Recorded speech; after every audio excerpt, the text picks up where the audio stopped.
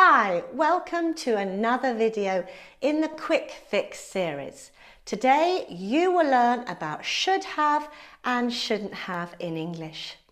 This video has been requested by Grattan, so thank you Grattan for your suggestion, and I hope this quick video helps make it clearer for you. So let's get started. So should is a modal verb and is used to talk about what is the ideal or right thing to do in any situation. However, to talk about the past in a positive sentence, we use should plus have plus the past participle. And this is, as I said, to talk about things that were ideal or a good idea in the past, but which didn't happen. It can express regret. So an example could be, everyone knows that this is a busy restaurant. They should have made a reservation. In other words, it would have been ideal or a good idea in the past to make a reservation, but they didn't make one. And again, here it is an expression of regret. Another example, I should have studied harder when I was young. I wish I'd gone to college.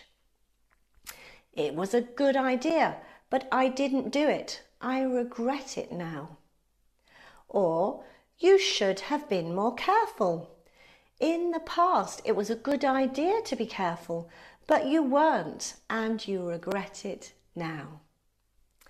In the negative, we use shouldn't plus have plus the past participle. And here it's used to express regret for something that you did do but wish you hadn't. So it's the opposite. I shouldn't have said that. I think I might have upset her. So you said something, it's in the past, and you wish you hadn't said it. You regret it now. Or, we shouldn't have bought the expensive car. It was a bad idea, but we still did it. We regret it now. Or even, a present for me, you shouldn't have.